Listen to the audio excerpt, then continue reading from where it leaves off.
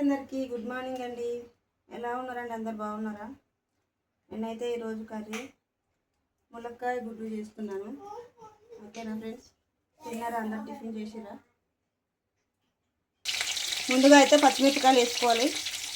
పచ్చిమిరపకాయలు వేగుతుండగా అట్లనే ఉల్లిపాయలు కూడా వేసుకోవాలి. కొంచెం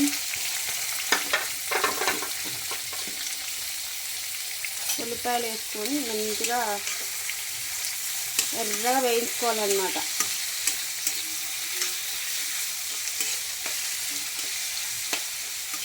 అందరు ఏం కర్రీ చేసుకున్నారండి? సండే స్పెషల్ ఈరోజు. నేను సండే స్పెషల్ ఈరోజు ములక్కాయ కోడిగుడ్డు చేస్తున్నా. నేను కూడా ఇదే ఫస్ట్ టైం, ఎప్పుడు చేయలేదు.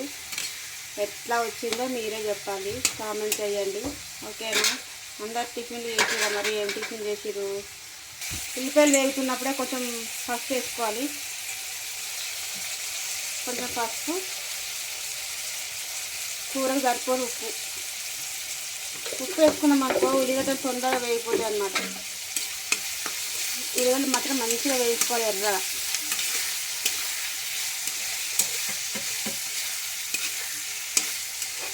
ఈరోజు సండే చికెన్ మటన్ తెచ్చుకుంటారులే కానీ సండే స్పెషల్ ఈరోజు నేను కోడిగుడ్డు ములక్కాయ ఒకసారి ట్రై చేద్దాం, ఎట్లా వస్తుందో ఎట్లుంటుందో అని చేస్తున్నాను అన్నమాట. మీరేం చేసిరు సండే స్పెషల్? చికెనా, మటనా, లేకపోతే చేపలా? చెప్పండి. ఉల్లిపాయలు వేగుతున్నప్పుడు కొంచెం అల్లం పేస్ట్ వేసుకోవాలి. అల్లం పేస్ట్ వేసుకొని మంచిగా కలుపుకోవాలని.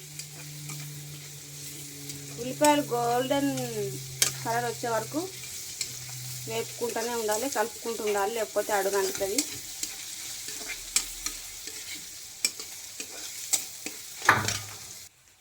ఉల్లిపాయలు వేగడానికి అయితే చాలా టైం పడుతుంది. ఈ లోపు అయితే మనం ఏం చేయాలంటే కొన్ని టమాటాలు కట్ చేసుకొని 2 ముక్కలు చేసుకొని ఇట్లా పేస్ట్ చేసుకోవాలి. మిక్సీ పట్టుకొని ఉండాలి కొంచెం. దీంట్లో మిక్సీ పడితేనే బాగుంటుంది. మా పిల్లలు అయితే మొత్తం వేరేస్తారు, అందుకే నేనైతే మిక్సీ పట్టిన. మీరు ముక్కలు వేసుకోవాలనుకోండి, మీరు ముక్కలు వేసుకోవచ్చు. చూసిరుగా కొంచెం కలర్ అయితే మారింది. ఇప్పుడు కొంచెం కారం వేసుకోవాలి. మీరు ఎంత తింటారో అంత కారం వేసుకోవాలి. ఇది అసలే ఎండాకాలము, బయట వేడే ఇంట్లో వేడే. ఇక వంటగదిలో వంట చేసేటప్పుడు అయితే చెప్పని అవసరం లేదు. ఇక ఎంత వేడి ఉంటుందో మీకు కూడా తెలిసే. కారం వేసుకున్న తర్వాత కొంచెం వేయించుకోవాలి. కొంచెం వేగిన తర్వాత టమాటా పేస్ట్ వేసుకోవాలి.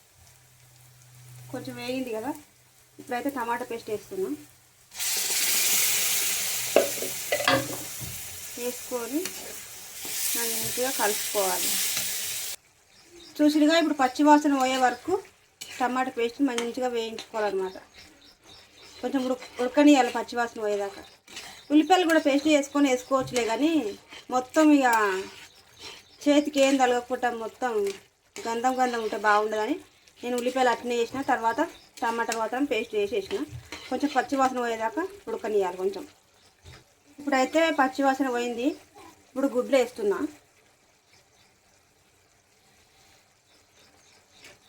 గుడ్లు పొట్టు తీసేటప్పుడే కొంచెం విరిగిందనమాట.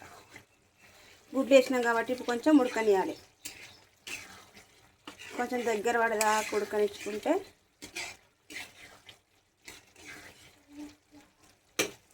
అస్సలు ములక్కాయలు అసలు ఇంకేయలేదు, వేస్తా.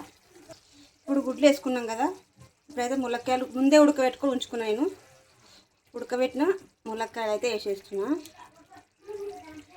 ఈ కూర అయితే సూపర్ ఉంటుంది నిజంగా. అప్పుడెప్పుడో ఒక్కసారి చేసిన, మళ్ళీ ఇప్పుడు చేస్తున్నా. ఇప్పుడు ఇది ములక్కాయలు కోడిగుడ్డు మంచిగా ఉడకాలన్నమాట. కారం ఉప్పు మొత్తం వీటికి పడితే అప్పుడు కూర రెడీ అవుతుంది. ఒక 10 నిమిషాలు ఉడకనిద్దాం. చూసిరుగా ములక్కాయ కోడిగుడ్డు మంచిగా ఉడికింది. ఇప్పుడైతే లాస్ట్లో కొంచెం కొత్తిమీర వేసుకోవాలి.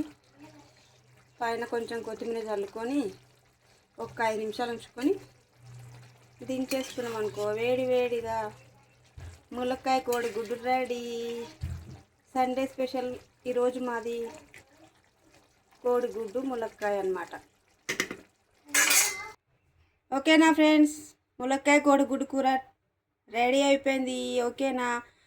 కర్రీ ఎలా ఉందో కామెంట్ చేయండి. ప్లీజ్ ఒక లైక్ చేయండి. ఓకేనా ఫ్రెండ్స్? బాయ్ బాయ్ మరి.